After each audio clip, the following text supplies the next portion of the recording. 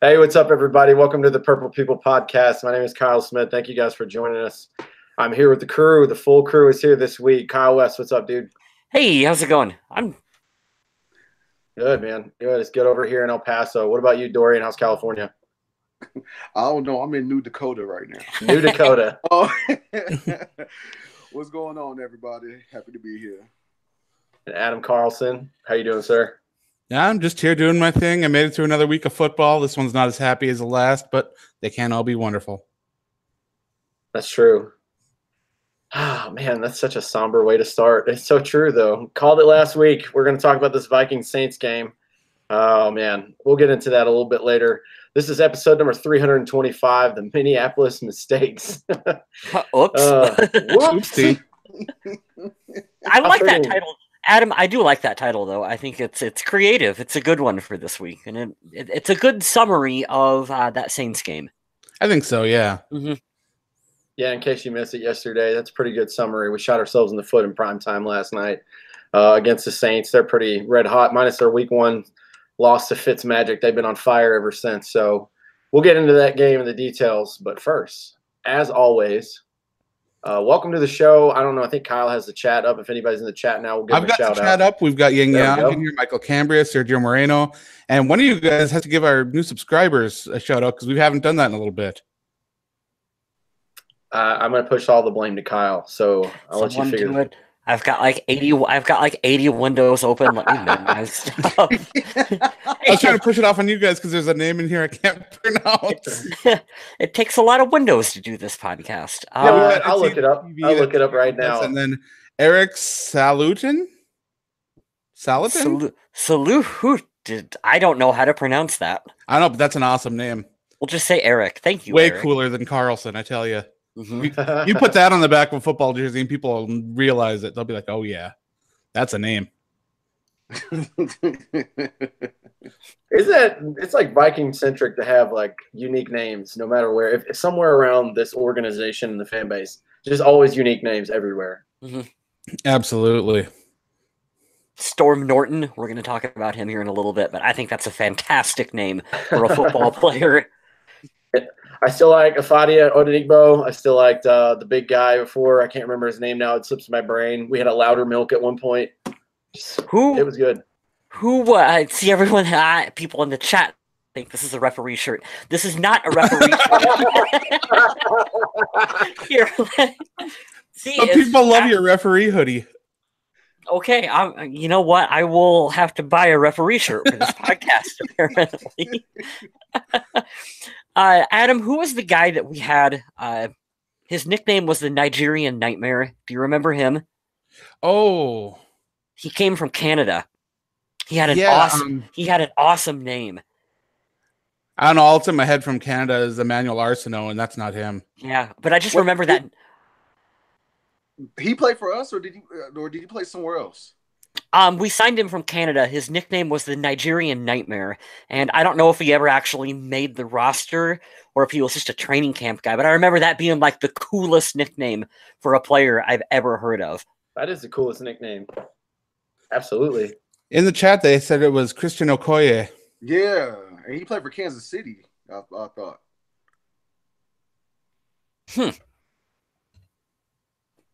Well, all right. That sounds like a good transition to go to quick hits. Yeah, absolutely. Awesome. All right. Even though we did lose yesterday 30-20, that was the final score, I believe. I got it right here. Sure. 30-20. Yeah, that was it to the Saints. Adam Thielen is making history. He had his 8th straight game with 100 yards or more receiving. This ties the record currently held by former Detroit Lion Calvin Johnson. Thielen is the first player in NFL history to start the season with 8 games of 100 or more. If he does it again next week and the following weeks thereon in the season, he will hold the record. This record here, for any streak of games not being the first 8, was held by Calvin Johnson. He's the first one to do it through the first 8, and I really, really hope it continues just for his sake. Maybe it won't go on the entire season. I'm sure it'll stop at some point. Now, there's a couple of fun things about this because Adam Thielen can break this record against the Lions, Megatron's old team, which is going to be kind of fun. And also on a side note, for a matter of about 10 minutes or less, Adam Thielen became the team's 8th wide receiver in terms of all-time receiving yardage until Kyle Rudolph caught a pass and took that back over. So we had a little bit of frog hopping going on. I bet there was a little bit of ribbon in the locker room about that. I bet you that neither of them even know. Yeah, probably not. Probably not. I would go with that. Yeah, actually, you guys are probably right. They're probably more focused on trying to win games than stats. But still, I think that's really interesting to have two active players that are both still battling for spots among the all-time best Vikings receivers in terms of yardage. It's really cool to see. Yeah, they'll have a long way to go if they want to catch up with Randy Moss and Chris Carter and guys like that. But they're already in the top 10 for the franchise, so we're really happy. He's definitely been the MVP of the team thus far this season, and I really hope that he sets it, just because that's for him to do 9 games with 100 yards. That's cool. The record will be there, but to do it to start the season and then go for every game up until, I mean, that's crazy, man. Because usually you think, well, got to gel. We have a new quarterback, new offense coordinator, and he's just shown up every game and he's been Mr. Clutch. Minus the one weird play last night, he's been perfect. So we'll talk about that a little bit later. I ain't even mad at him over that play. I mean, I am. It's very uncharacteristic. It sucks, but I mean, he doesn't really do that too much. So I don't know. You can't be too pissed off at him.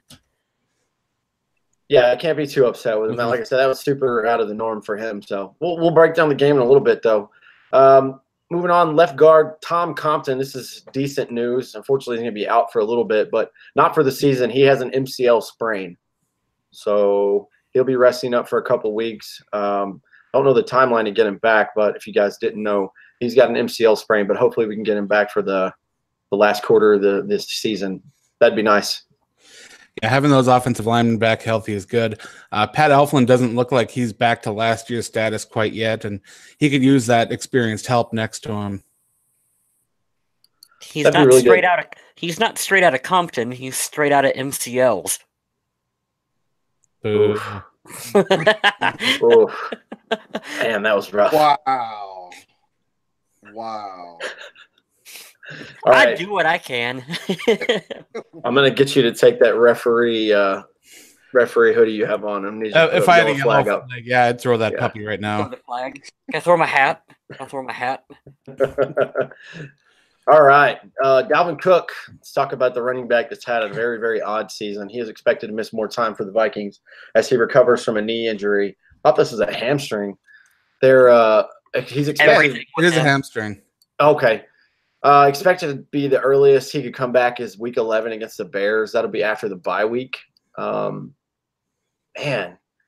this has been such a down year for this kid. We had such high hopes. Who else thinks that it's just because he came back a little ahead of schedule? I think he came back a little bit too early. Me. Yeah. The only thing I could do to make myself feel better. I don't think it matters when he came back. It was bound to happen anyway, I think. That's why the Vikings had Latavius Murray ready to roll, is because right now he's kind of that question mark. Dalvin Cook, you never know when he's going to come back, and if he comes back, if he's going to be completely healthy. They'll probably bring him back on a snap count again, and then when they do, he still won't be able to play a full game and get full use of his knee and speed and accelerate and make cuts.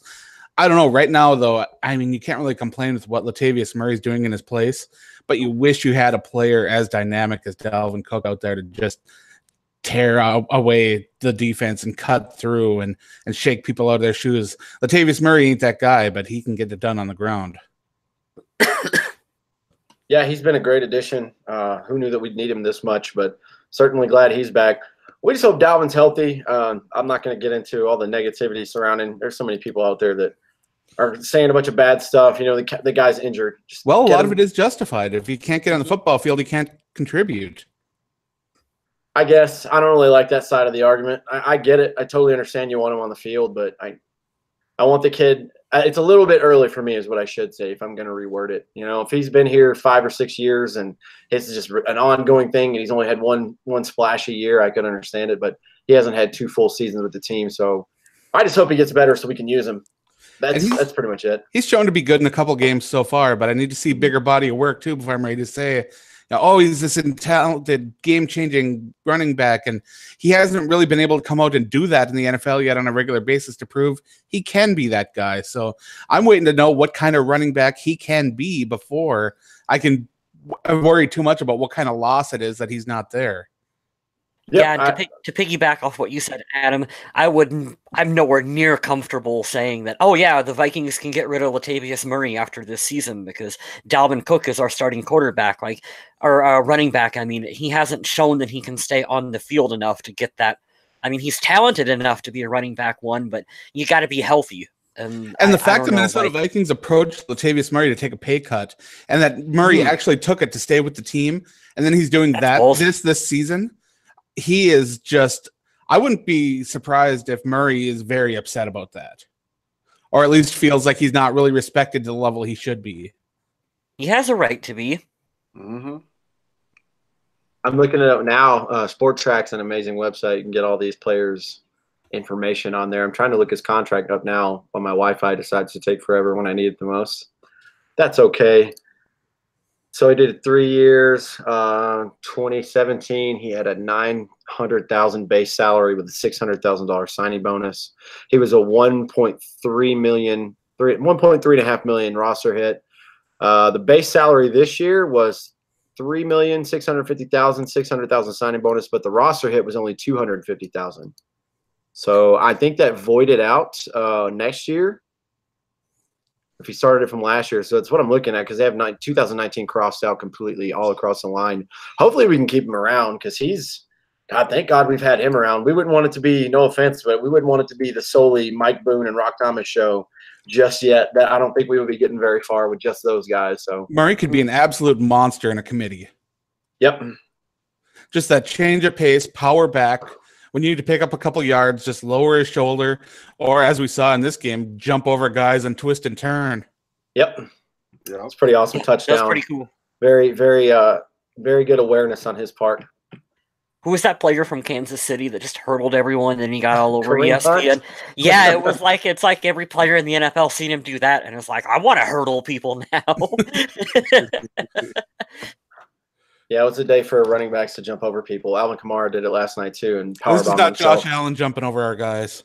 Oh God, why'd you bring that up? Damn it! Shit, Peterson even had a good game on the ground. It was a pretty good weekend for running backs. You know that? Not bad. Yeah, not too bad. Unless you're the Packers running back and you muff the punt to lose the game. Yang Yao in the chat says they likes our depth at running back, and he likes Boone's aggressive-looking run style. And Boone right now is looking like a guy who can stick around for a long time with the Minnesota Vikings, whether it's as a running back 3 or someone they can move up to a 2 and look for that more elusive running back 3 type player. I'm not sure right now whether or not they have that guy on the roster, but it all comes back to Dalvin Cook. When can he be ready, and is he actually going to be ready? And whether or not the Vikings can retain Latavius Murray. Running back's going to be really weird after this season, so it's going to be a lot to watch. Yeah, I expect there to be some changes, but I hope that Latavius is the consistency there and the constant. I think we can all agree Dalvin will be back. They just want to see what we got out of that kid. But during the Vikings live broadcast was awesome. They had Harrison Smith there, and he was wearing his Latavius Murray shirt promoting Latavius Murray's website and everything. He's like, I had to pay full price for this shirt. It's great. That's fantastic. What's on Latavius Murray's website? Oh, he sells a lot of awesome shirts. Yeah, he's got a bunch of stuff. I always get emails from them, but I never get around to it. He'll do giveaways for signed stuff, and then sometimes if you buy a shirt, he'll throw a signed football in there with it. It's really cool. There's even giveaways to like go to games and stuff like that. I know I've seen that before. It's not every week, but yeah, he does a lot of stuff. Whoever is doing his media team, they're on point. They are. He's definitely doing some moves outside. His agents are working. Speaking of agents working, I'd like to know how this kid got signed again, but I'm happy for him. Former Vikings kicker Daniel Carlson with the team for 2 games this year, earlier in the season. No relation to the Purple People podcast, Adam Carlson, by the way. That I know of anyway. He signed with the Oakland Raiders in the most Oakland Raider move of 2018. Of course, they would sign the kicker that lost us the game in week 2 and has Gruden. Good God. Hashtag Gruden. I'm not going to trash the kid. We've done enough of that. Good for you for getting a second chance. I hope it turns around. I hope it was just nerves. I'm really sorry that you signed with the Raiders, but I guess it's a paycheck. Maybe they'll be good next year with their million draft picks that they have, but right now they don't have any good players. Hey, when you're a young guy with a big leg, you're going to get opportunities. And when he came to Oakland against San Francisco, 3 for 3 on his extra points, connected on his only field goal. He's doing it. He's living the dream through his first week with the Raiders. There you go. Let's check it out too. You know how everyone jokes that, like, oh, why don't you just get an actual player out there to kick field goals? Why do you need field goal kickers for? There's a video on there's a video on YouTube of what was it? Who's the receiver for the Pittsburgh Steelers? Is it Antonio Brown? Yes, he is. Yeah. Yes, where he tries to kick field goals, and it's atrocious. It's absolutely the worst thing you've ever seen. You guys should look it up. Like, it looks like me out there trying to kick a field goal. It's that bad. So there's something to be said for, like, a good field goal kicker being an actual, vital part of the team. Like you said, Adam, the kid's got a big leg. He just needs to work through whatever issues were causing those problems in Minnesota. He could be a good kicker. I'm looking yesterday. Definitely could. 4-4 yesterday against the Colts for extra points. They did not attempt a field goal. All right. Good for you, man. And I'll just throw it in there now because we mentioned it earlier, and we're talking about former Viking players. Adrian Peterson became the oldest player ever in NFL history to run for break off a 60-yard touchdown run. Yeah. Yeah, good for you. AP's been like quietly tearing it up for the Redskins this year. Super happy for him, and yeah, he's doing his thing. You can definitely tell yesterday that he's not as fast as he once was, but he made it. Big hole. It reminded me of the Denver run a couple years ago with Bridgewater in the 11-5 season. Did you see the Photoshop that someone did of him that he reposted with the Santa Claus beard? The Santa Claus beard. That's incredible. Yeah, congrats to AP, and it was pretty cool. Just a little side note because we're talking about former Vikings players. He took the new running back phenom Saquon Barkley gave him like a minute-long speech. I was surprised he talked that much. No, I'm not. In front of the cameras, he loves to talk. AP was talking to him about just you're the truth and just keep your head up, do your thing, and you'll just always grind and you'll get to where you need to be. You're special. He said you're a special talent, and he acknowledged it. Now I'm sure Saquon Barkley hearing that from Adrian Peterson's like, holy crap, man, that's pretty cool. So pretty cool to see him like having a mentor moment. I don't know if it was for the cameras or not, but he made it out of his way to do that. So that was cool. It's nice to have Adrian having this kind of season because it helps make the case for him going into the Hall of Fame. Like if he just would have had his career in Minnesota and then it would have been over, like we've talked about, it makes it a little more difficult. But the fact that he's went to Washington and he's looking a little bit like Adrian. He's playing like what you would kind of expect from Adrian this season. Like that helps his case overall. Yeah, I think he'll break 1,000 yards this year as long as he doesn't get hurt. He's got almost 600 right now, halfway through the season. He's got 4 rushing touchdowns and a receiving touchdown. So good for him. Not too shabby. Yeah, he's already surpassed his total from last year with the Cardinals and the Saints. So I'm super happy to see that. It's probably his last 2 years combined. Oh God, yeah. He only had 72 that year with us before he hurt himself. So yeah, you're right. Yeah. Last news in the quick hits, we have some roster moves. The Vikings have signed tackle Storm Norton to the active roster. Is that right or left tackle? Adam, do you know?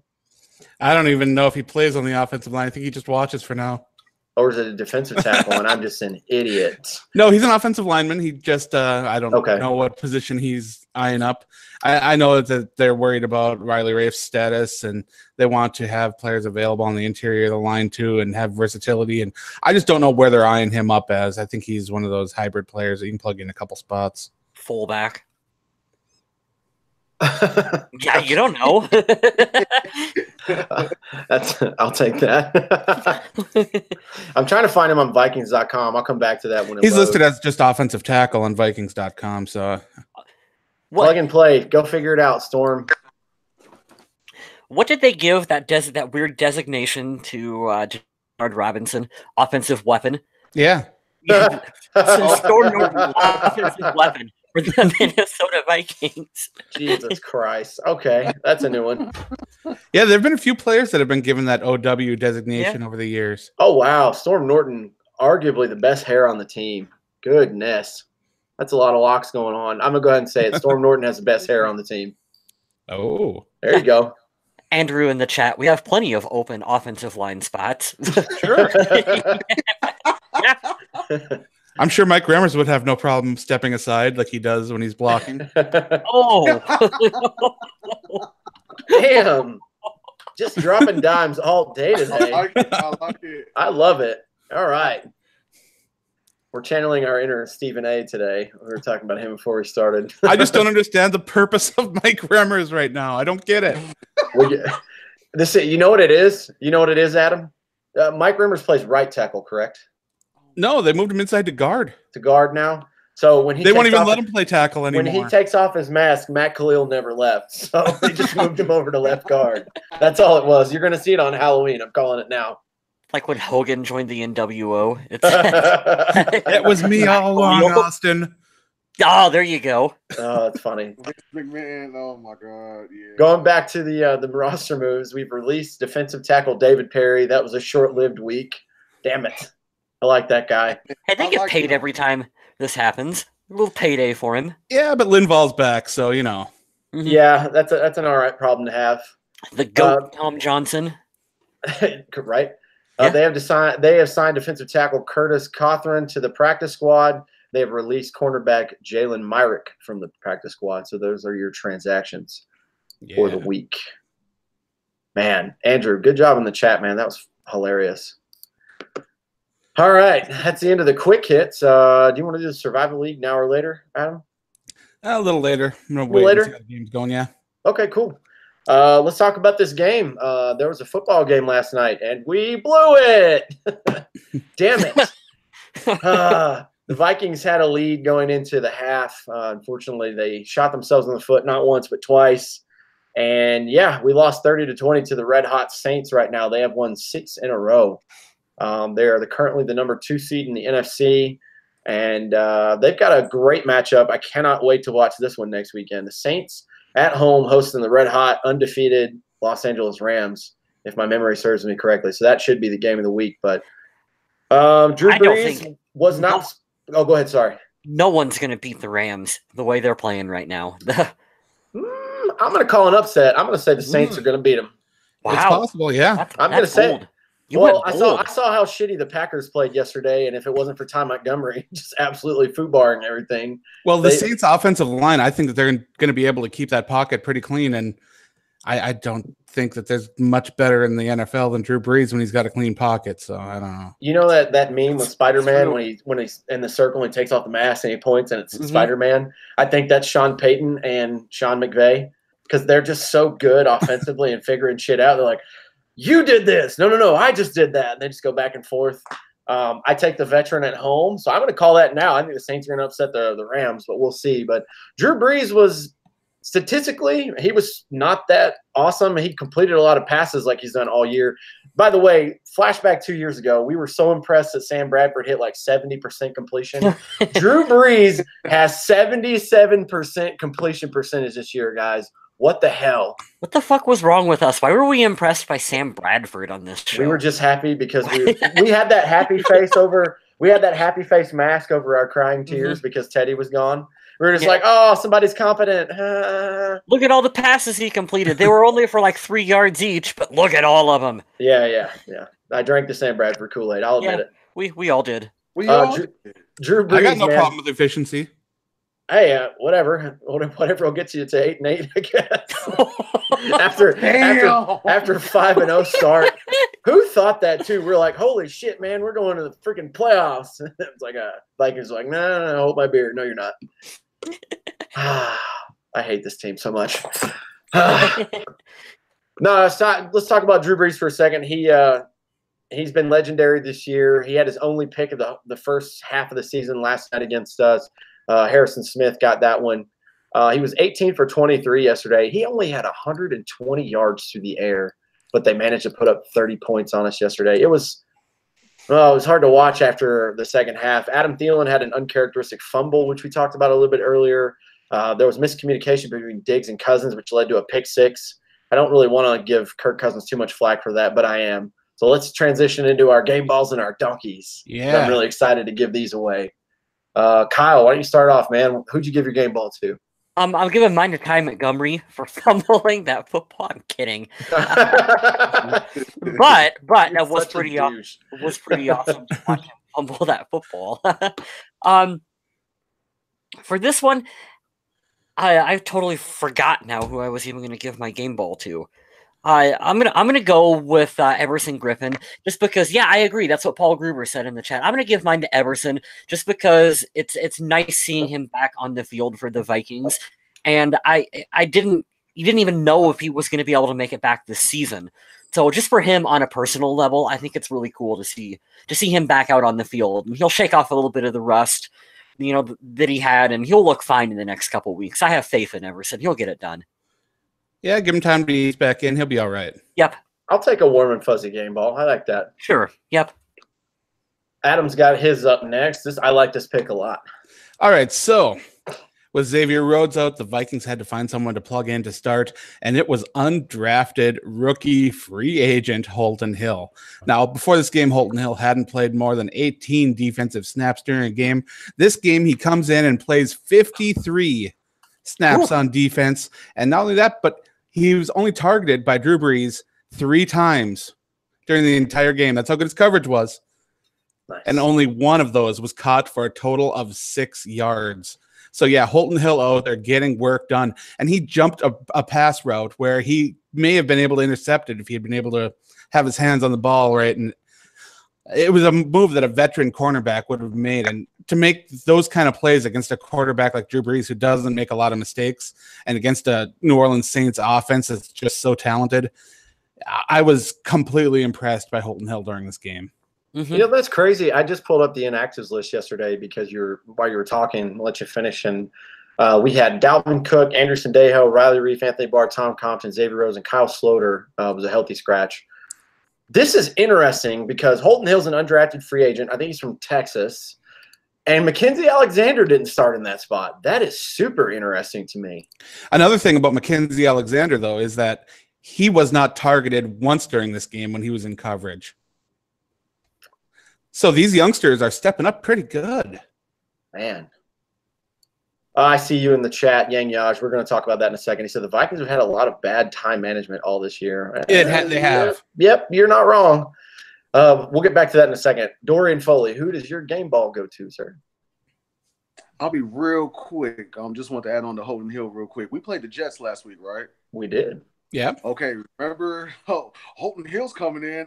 That commentator. Yeah, that was awesome. Oh yes, there you go. I just want to add on to the praise of Holton Hill, like how he just came in and just took care of business like right off the bat. So that just popped into my head.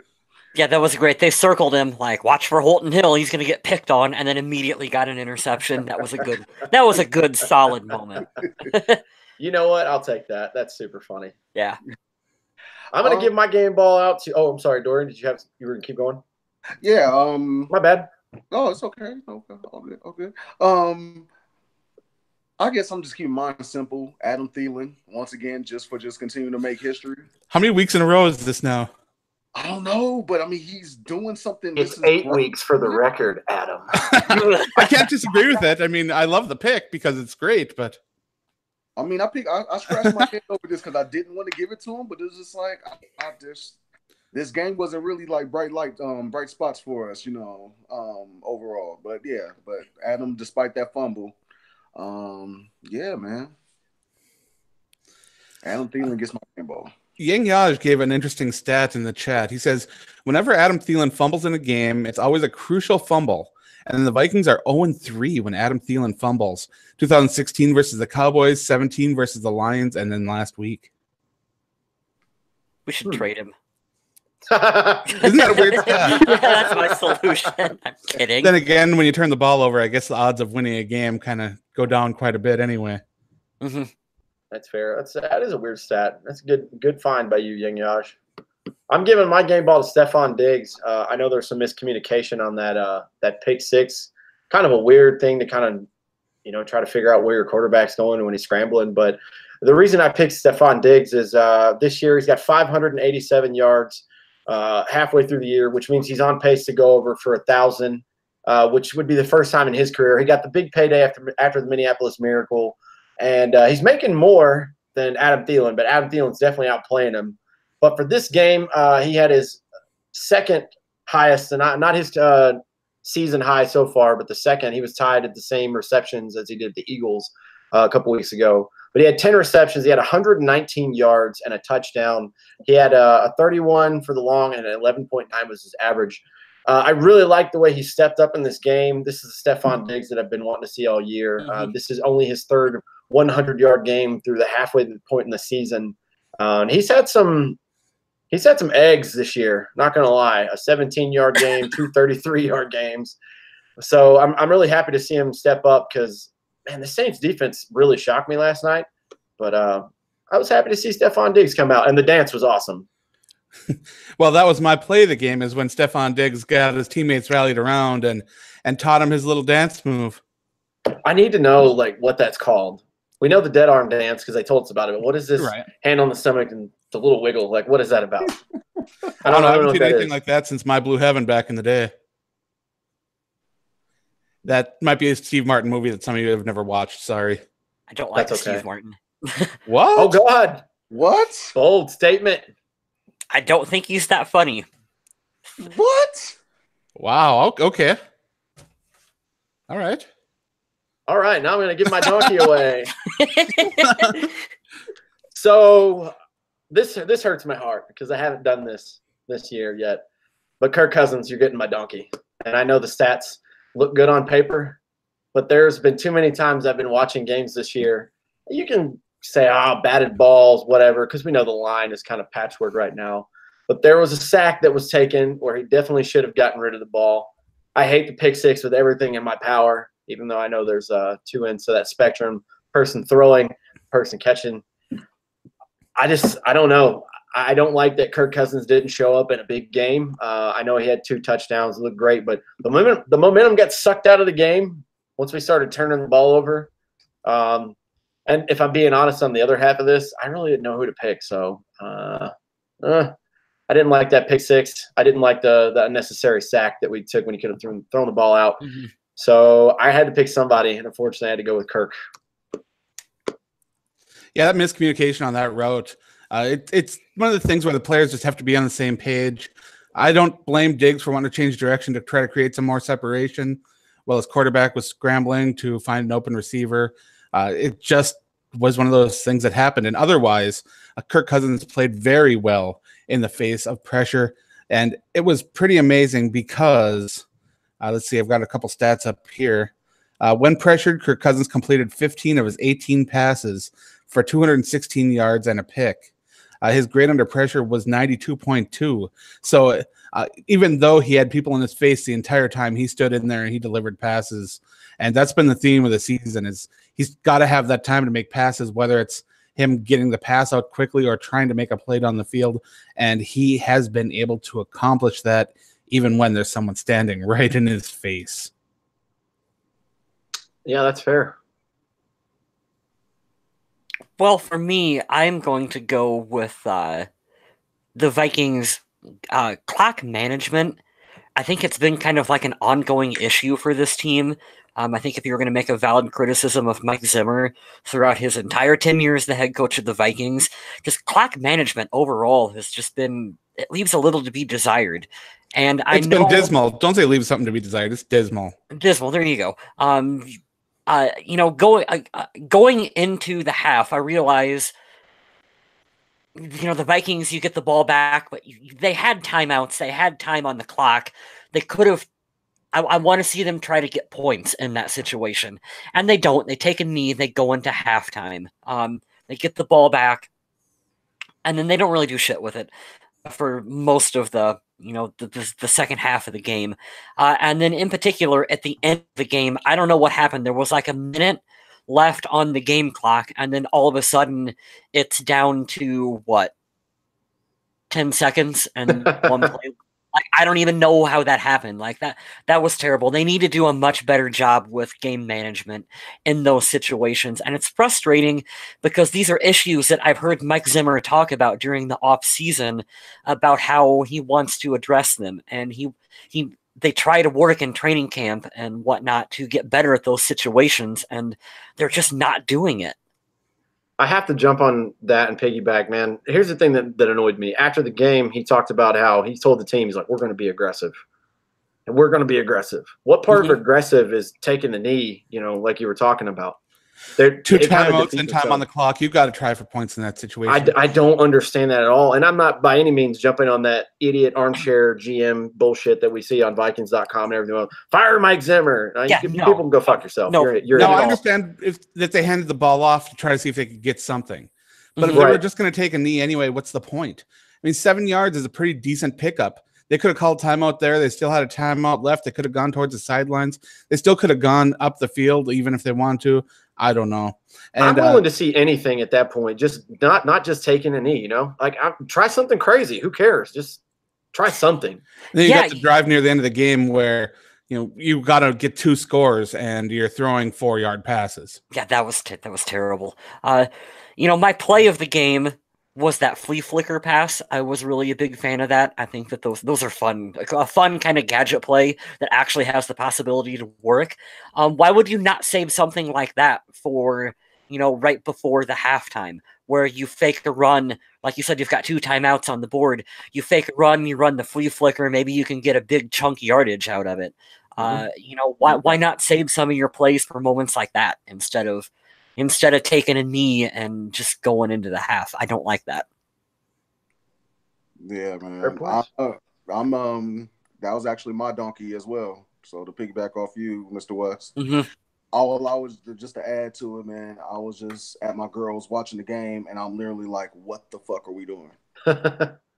Like seriously, because it just didn't make any sense, as far as like what happened in the first half, and as well as when we had the game in the fourth quarter, when we had the ball, and I'm just like, why are we moving literally in slow motion? There was just no sense of urgency. It was just kind of like do what, you know what I mean? That drove me crazy. I mean, who knows if we would have had a sense of urgency, showed some aggressiveness, maybe we would have had a chance to score and maybe come back and, possibly win the game. But it just seemed like we were just like flat, especially, like I said, in the fourth quarter, like a huge chunk of time, that we lost and then we finally scored. But then it's just like, it's too late now. There's no way in hell, with 4 minutes left, we're gonna make that comeback or whatever, Fuck a miracle, what I mean?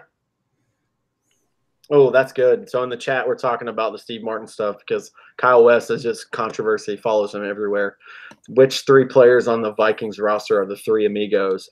We both picked Diggs, Thielen, and Kirk Cousins. So that's a good one. I love this so much. This should be a social media question if we ever get back to doing those. Yeah. Please, that's fantastic. What defensive guys would it be? Everson Griffin would have to be one of them. Oh, absolutely. Everson. Xavier Rhodes, he's pretty outspoken. Xavier. Who else is goofy on there? Maybe Boy, it's too bad Jared Allen isn't still on the team. That's just perfect. He was out celebrating Halloween. I saw him on Instagram. He dressed up as like a caveman or like Bigfoot that was playing basketball with his lady. It was super funny. God, I miss him. Yeah, a lot of other Vikings defenders are just too much all business. That's fair. Yeah, so we'll go down. Yeah, Harrison Smith doesn't seem like a fun guy to take to a Halloween party. You guys got your moments, right? Your game moments? Yeah, mine was the Adam Thielen catch. I don't know who it was, but he mossed a defender and caught it over top of him, kind of pressed it in the back of his neck, his helmet, his back area, just jumping over a defender to grab a ball that was pretty well covered. Got to give him credit, but pretty good. I went with the flea flicker pass. That was fun. Those are fun.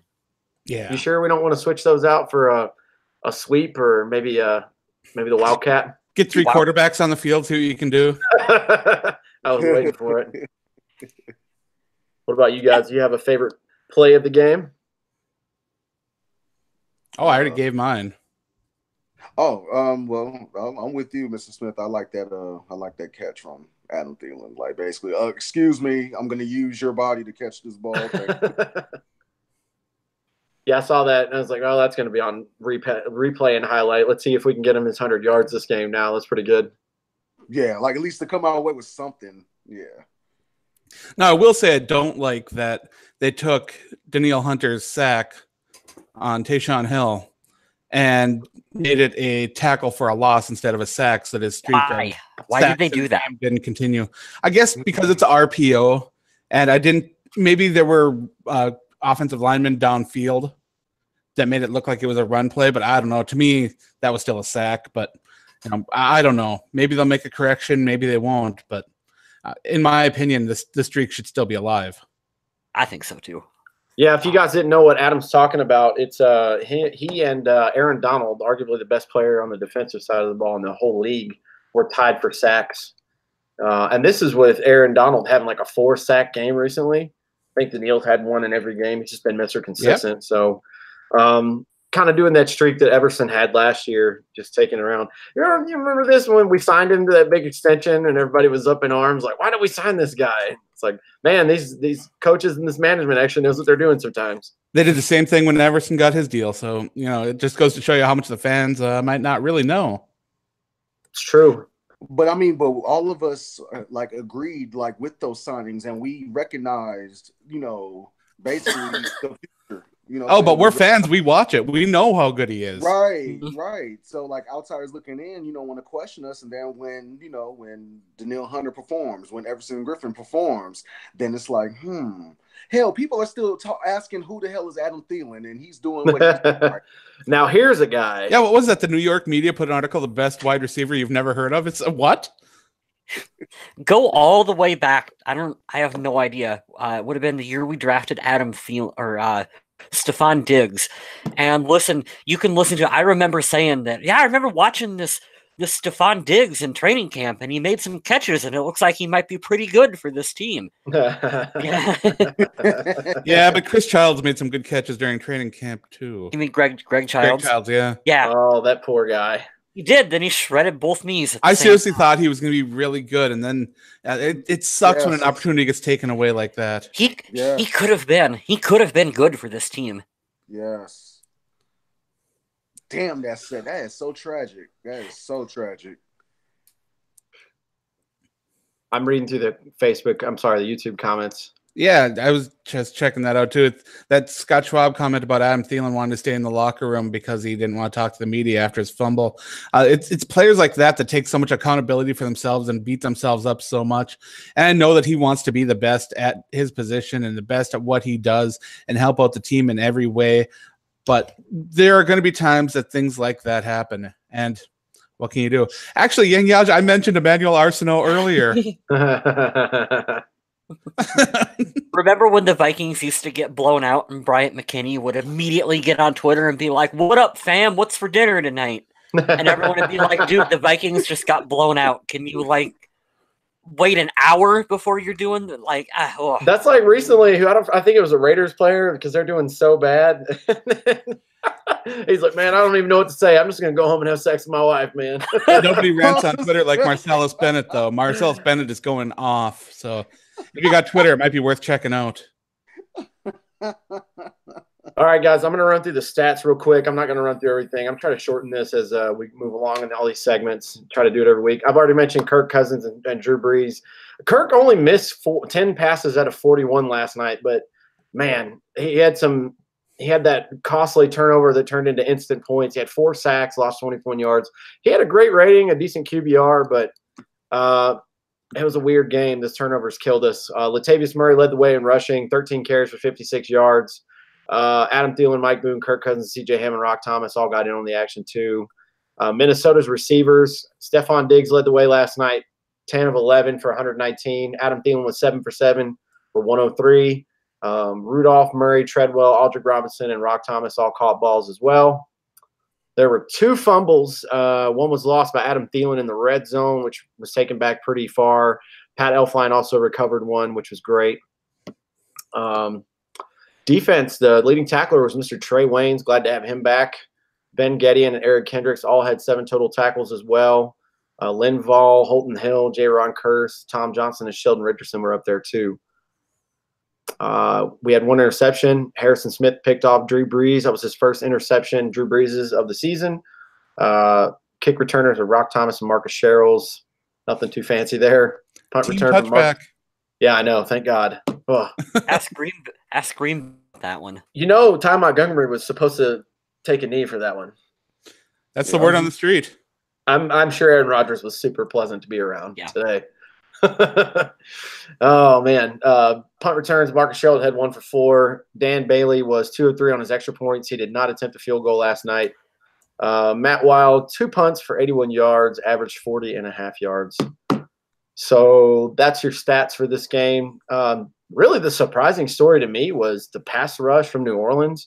Their first-round pick, Davenport, man, he was crazy good. And Mark Ingram coming out and just blasting through people last night. I was expecting it from Kamara, but not from Mark Ingram. My 2 takeaways from this game were, my goodness, the Saints have some great offensive tackles because they contained the Vikings pass rush on the edge so well. And not only that, but the Vikings defense did such a great job of holding so many of their star players in check, and to still come up with a loss by 10. You know, it's tough because you got so many points off turnovers and situations like that where it's just not working out. And do you know what I just realized? I never gave my donkey. Oh, wow. Oh. So I got to slide in on that, and I got to give it to Eric Wilson because I am an Eric Wilson fan. I love that when you used to be able to plug him in, you used to not have to worry a lot, but he was getting eaten up by every block on those screens. He couldn't find a way to shed them the way that Anthony Barr used to, using his speed and shifting of direction and whatnot. Eric Wilson just isn't quite there yet. I think that not having so many players available for this game, especially on defense, hurt in a big way. And even though we like to rag on Anthony Barr sometimes, his athleticism, his speed, and his ability to shed blocks was badly missed during this game. I still think Eric Wilson is going to be a great player in the future, and they got to hold on to him and keep letting him develop. But this was a game where they really could have used Barr. Yeah, for as much as people were ragging on him, he was kind of missed last night. So, especially as of late, the last couple of games, he's been playing pretty good. Yeah, absolutely. And like I said, I had trouble writing down his name as my donkey for this game because I like him. I see potential in him. I was a little concerned when you had him starting on one side and you got Ben Gedeon on the other side, both of which are kind of thumper players that don't have the super amount of athleticism that Eric Kendricks and Anthony Barr do. And that got shown in a big way on this game. And the Saints exploited the lack of athleticism by those 2 guys. And I hate saying that as a big guy that can't run a lot, but in comparison to other NFL linebackers, it just was obvious that they didn't have the same kind of skill set quite yet to be able to take care of these amazing blocks that the Saints were throwing out there. And let's get back to the takeaways, because there was something that was said earlier in the chat, and I don't remember who said it. And I'm sorry, I'm not going to scroll because it's way back there. But someone wanted to give a lot of credit to Kyle Rudolph for his blocking during this game, and he was on point with his blocking in this game. Kyle Rudolph was not really known for his blocking over the last couple seasons, but this season he seems to be making that a priority, and he's going out and he's taking on multiple defenders at multiple levels and making some great blocks. So I just do want to give that praise to Kyle Rudolph because he darn well deserves it. That was Andrew Leota, I believe is how you pronounce his last name. Yeah, that was really nice observation. Yeah, very, very well done. I was very impressed. Kyle Rudolph has been having a good season this year too. Yeah, statistically, you'd think you'd want more from a receiving tight end, but then you realize that with the ball getting spread around so much and so many targets going to Thielen and Diggs, he's not going to have the amazing statistical output that Gronk is going to have, or Jimmy Graham would have back in the day. He's being more of a complete tight end, which is why I was a little surprised that they let go of the Belldozer, because he was such a good blocker. But they've still got David Morgan to do his thing, and now with the emergence of Kyle Rudolph being a much better blocker the last few weeks, I am starting to warm up a lot more to Kyle Rudolph. Mm-hmm. Yeah, not his best statistical year by any means. He's probably going to finish somewhere like he did last year. He's got 324 yards, 32 receptions, 2 touchdowns. Yeah, I expect him to be somewhere along the last year's line. 57 receptions, 532. He had a lot of touchdowns last year, but I'm like sure you he'll said, get there. with Thielen having 100 yards a game for 8 games in a row. Yeah. I mean, if he's open, you're going to throw it to him. So whatever. I'm not mad about it. And Scott Schwab in the chat wanted to give a shout out to Pat Elfline for that triple block. And yeah, he did exactly what you are supposed to do as an NFL lineman. You take on a block and you move down the field to try to spring. And he executed that perfectly. Although he's been struggling, he's been shining at times. And that play right there was so nice. But Andrew Layla adds, I just wish Kyle Rudolph could break a tackle. Yeah, that's not really his strong suit. Yeah, not his style. Not going to happen. He looks like Tom Brady when he runs too. It seems like such slow motion. But I love the guy. I love the guy to death. He's got those big old mitts. Yes. Oh yeah, for sure. I want to bring up something cool about the schedule real fast, but before I have to get to my favorite, because this is becoming my favorite part of the show. Kyle West brings out a Mike Zimmer quote of the week. And it's pure comedic gold if you love this guy and the team. Never a lack of options for this. Especially after a loss. He's so grumpy and so bitter. I'm really excited. But yeah, if you want to, sir, I'll throw you in the fire for that because it's my favorite thing now. Awesome. Let me scroll down here. He was asked by a reporter, let's say Chris Tomlinson, even though I don't know if it actually was him or not. But being down 2 starters, how do you feel the offensive line looked yesterday? Mike Zimmer replied, good. Oh, that's it. Don't mince words, man. Tell us how you really feel. They did good. Well, the thing is, if they wait a little while for him to analyze things, he can actually have a better answer. Or if reporters got a little more specific. Yeah, they were pestering the shit out of him yesterday right after I watched and listened to. I always listen to every press conference after the game. And how do you think this guy played? He's like, dude, I have to watch the film. I don't remember every play and every player that made something. And it just seemed like a theme yesterday. Like, well, you guys asked me something about the game instead of analyzing players. Like, that's what tomorrow is all about. And I don't know. These reporters, some of them are great. Some of them just have to. I feel like it's their whole sole purpose in life is like, man, how can I piss off Mike Zimmer this week? Right. And they're going to stop asking for injury updates and who's going to be out or in because they aren't. You'd figure that out by now. I love that Mike Zimmer will say, "We'll have the injury report coming out." Well, he's not wrong. I wanted to bring up an interesting point because I think it's just slightly. I don't think it's overwhelmingly underwhelming for this year, but I think we have been a little bit lower than what the expectations are. I did expect a Saints game and I did expect a Rams game to go like this or something close like it. We obviously were shocked by the Bills game and who else did we lose to? The Packers game was a tie, so that was weird. But Kirk Cousins has been as advertised, and the defense finally rounding back into shape. I mean, injuries are going to happen, but I want to make an interesting point because the season by no means is lost yet. And if I could take a look here shortly, I'll tell you what the NFL playoff picture is. Even after halfway through the season, they're probably on the outside now that they're 4-3-1. Probably, we'll take a look at it in a second. But I wonder in first place in the division, which that's never fun. Yeah, but we are just outside. Like you were saying, the way that the schedule was set up, a lot of fans had the Vikings possibly losing, maybe at Green Bay, maybe at the Rams, maybe at Philly, and then maybe hosting the Saints. So right now being 4-3-1, it's not so bad. There's still a lot of room for the Vikings. There's so many divisional matchups coming up. You don't want to project that out to say that, yeah, the Vikings are probably going to be an 8-win team because there's so much more football to play. They have their bye week coming up. Some players can come back healthy. And along with division matchups, which they can be everything. So, yeah, before anyone puts a fork in the Vikings, it's way too early. Well, here's the point that I was going to get to on that, and that swings right in there. So that's a good segue. Is we have 8 games left. All right, 8 games down. We're 4-3-1. We have 8 left. We have 1, 2, 3 in a row that are division games. 2 of those are at home. We're at home this Sunday, 1 p.m. Eastern against the Lions. and then the Vikings and the Bears. Oh gosh, I almost had a heart attack there. It was like 4 days. I thought we already did our Thursday night game. So they get a bye week. They go to Chicago. Then the Packers come to Minnesota.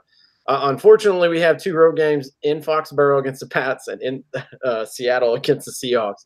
But we have home games rounding out the season. We're at home against the Dolphins, and then we have 2 division games at the end at Detroit and then the Bears at home. So if you look at that, we have 5 division games in the last 8 games of the season. If we can figure this out, we're going to get into the playoffs, and it's anybody's game at that point. Hopefully we'll have some people healed up by then. The bye week is after this game against the Lions, so that's a perfect time of the year. You want it around the week 8, 9, and 10 mark. We're still very much in this thing. Yeah, the Vikings still have 2 bye weeks left, one at week 10, one at week 15. So things will be all right. Yeah, Adam's not sold on the Dolphins whatsoever. He's not respecting the Brock Lobster that's happening down there, but we'll probably get right. No, Brocktober will be over. It's no good. Yeah, you were right, Adam. We are the number 7 seed, so we are just on the outside looking in. 4-3-1. The Packers are right below us at 8, 3-3-1. The Rams. That the NFL, at least the NFC, is very top and bottom heavy. There are a lot of teams that have 1, 2, 3 wins, and there aren't a lot of teams that have 5, 6 wins. Yep, we're looking at the Rams, the Saints, the Redskins, the Bears, the Panthers, and the Seahawks as of now, but that's going to change week to week, so we'll keep you updated on that. Yeah, and the Minnesota next week is one to watch because Minnesota has never beaten the Lions in front of the crowd at US Bank Stadium, and that would be a first, so let's hope that actually happens. That'd be great. That's just the division rivalry stuff right there. So you play these teams so often, they have your number on certain things. Golden Tate's always showed out against us. Darius Slay's had some good games, but it should be interesting. The Lions are pretty mediocre this year, so we'll see. Can't sleep on them, but it's a good opportunity to get a win column in the division and keep it kind of going from there. But I'm excited. It's an early game too, so you don't have to wait all day. I hated waiting until the primetime game yesterday. You don't like waiting all day for Sunday night? I don't, and especially not when there's a loss. And I can't even use that joke anymore because they redid the theme song for Sunday Night Football. Right. Makes me sad. I mean, at least it's not like CeeLo's Thursday Night Football song. You didn't like that? Hey, ho, football. He probably got $5 million for that. He probably did, and he probably wrote it in 30 seconds.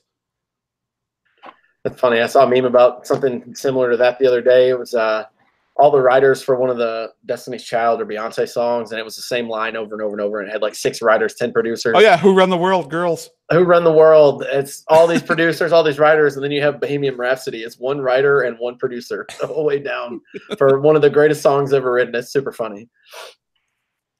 I want to see that movie, by the way. I can't wait for that. Comes out Friday. I will tell you guys how it is. I cannot wait. Yeah, Mr. Smith goes to every movie. So every single movie in the theater, I will let you know. Yes, all right, so you're not going to tell me shit. I want to know what's going to happen myself, okay? So for the Survival League, we still have 4 people out there that have chosen the New England Patriots tonight to win. And honestly, that should be a game that the New England Patriots hold on to and win. Otherwise, we only had 2 strikes handed out this week. Spanky's sensational pick set picked the Detroit Lions to win, and they got their 2nd strike. Squirrels failed to make a pick and is gone.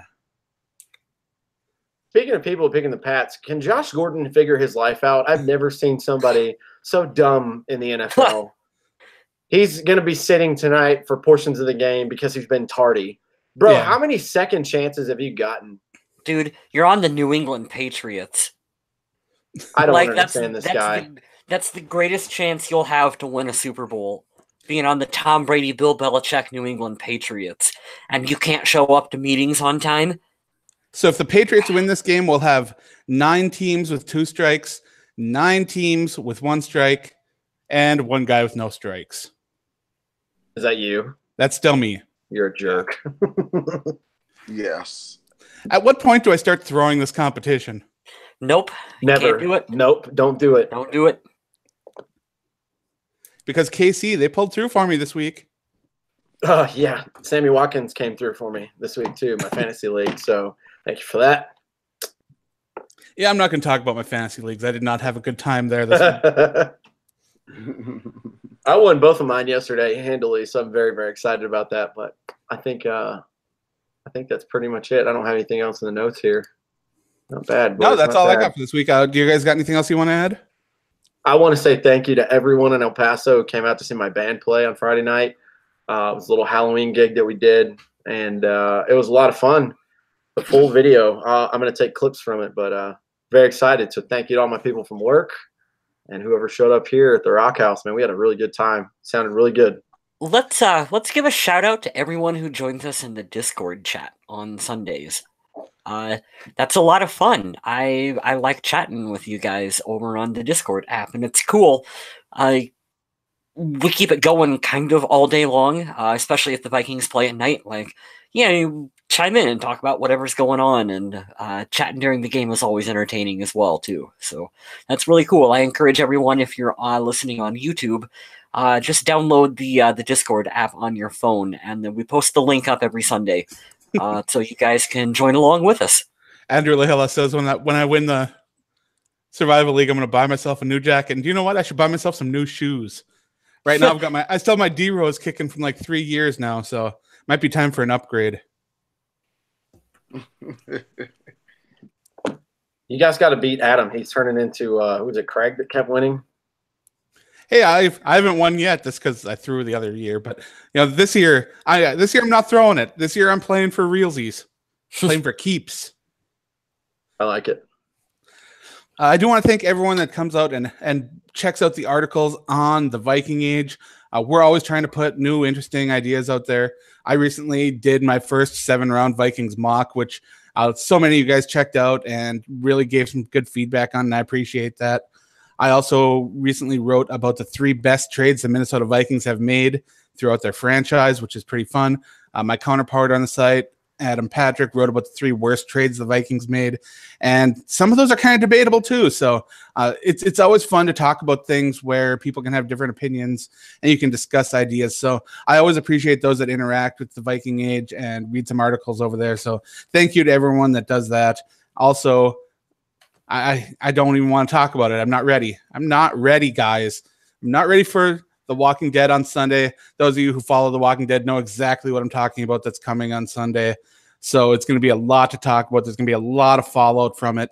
And I appreciate you guys that head over Undead Walking and interact with us, read articles and all that as well over there. So remember to grab the apps from your Apple Store or your App Store and just grab the Viking Age app, the Undead Walking app. There's a fan-sided app too if you want more general information. So that's worth checking out if you're into a lot of other things as well, but I fully recommend the standalone Viking Age and Undead Walking apps. Hey, Kyle Smith, you're a big fan of Colin Cowherd, aren't you? Not so much anymore, but yes, for the most part, I like. Listen to this quote. In a 52-second window, Green Bay Packers coach Mike McCarthy showed he can't control his marginal players. I don't know. I've said it for I don't know how long now. Mike McCarthy. The only reason he's got a job is because Aaron Rodgers is there, and he's been squandering that away forever. That whole the only thing good on that team right now, besides Aaron Rodgers, is they got a good defensive coordinator. They actually drafted pretty good defensive players, but yeah, I agree with that. Yeah, and I'm okay with it. Squander play. Go buy Mr. West's art too. Buy it. Or at least check it out and appreciate it. Tell them it looks nice. Yeah, you should. You definitely should. That's phantasmdigital.com. Check it out. He's got squirrels and Vikings and Hulk Hogan's and lots of stuffs. I do. And meanwhile, I think Mr. Foley just wants you to watch more wrestling and have fun. Enjoy your life. Oh, yeah. Hey, did you guys watch Evolution?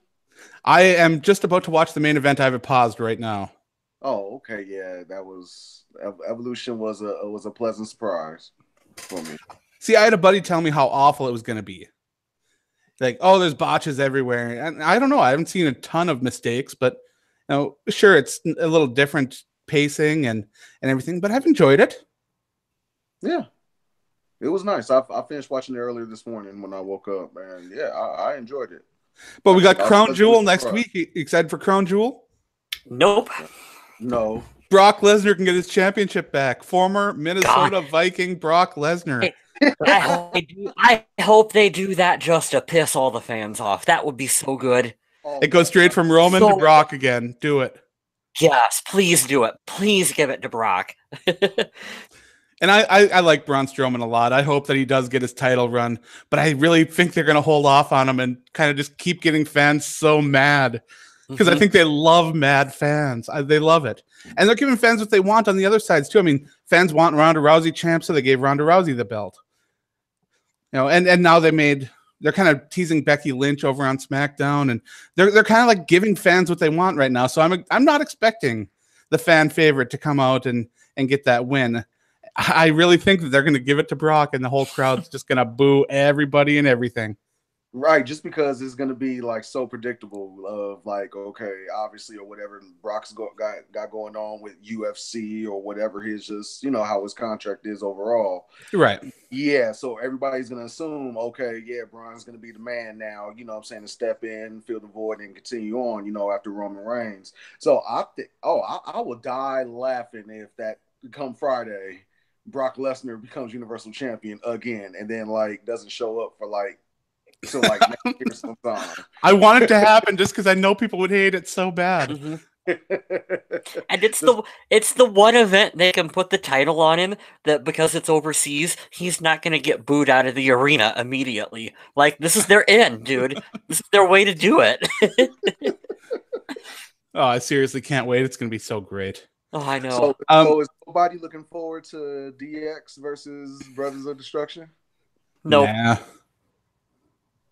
I'll pass on that one.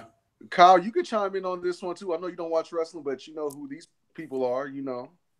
No, it's not DX anytime soon. Hard pass. And I'm sure you're very familiar with Brock Lesnar. You probably watch that UFC stuff, huh? I do. I've never been a big Brock Lesnar fan. I think he's just kind of douchey. What? No, not at all. You're not wrong. That's no, him. You're not wrong. That's him in general. He's a big douchebag. I'd never call him that to his face, but you know, fuck no. Since we're behind these computers, I think it might be a little safe. I'll call him a douche to his face because I would just pray to get knocked out so I could get out of his house. That'd be great. If I could to push this guy's button and retire, that'd be fantastic.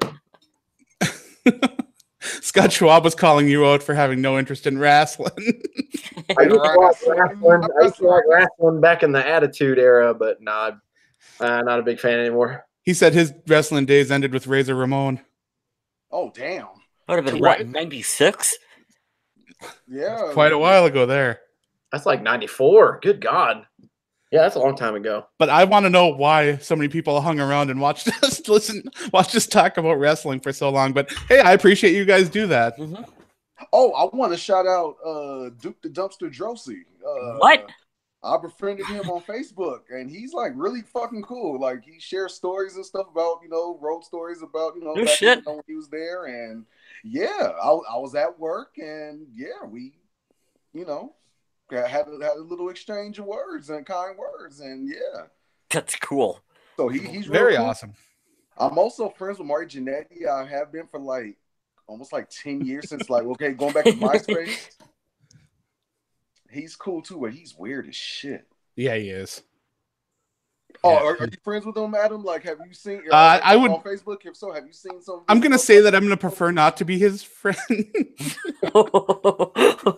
But you know, well, that's a topic for a different time. But on that note, I do want to thank everyone who joined us in the chat, everybody that interacts with us on social media. And like I said last week, maybe one of these weeks, social media question will happen and we'll get your input on stuff. Maybe, I don't know. For now, your best way of interacting with us is just hopping in the chat or coming on Discord when a game is on and interacting with us that way, or posting and commenting on our Facebook page, where I think that Dorian's still been doing some pretty cool throwback stuff, right? Oh yeah, man. I love it every Thursday. That's like one of my favorite days of the week. You know, I get up early in the morning, just part of my routine, go to work, and like, oh, got to post something for, you know, so yeah. Yeah, I love that. And a lot of fans on the site really love that too. And I do want to thank everyone that's helping us grow our site as well as our YouTube presence. We're always getting more subscribers as well as more followers. And so I really appreciate you guys spreading the word about the Purple People Podcast. And as always, I do want to say, stay classy, Minnesota.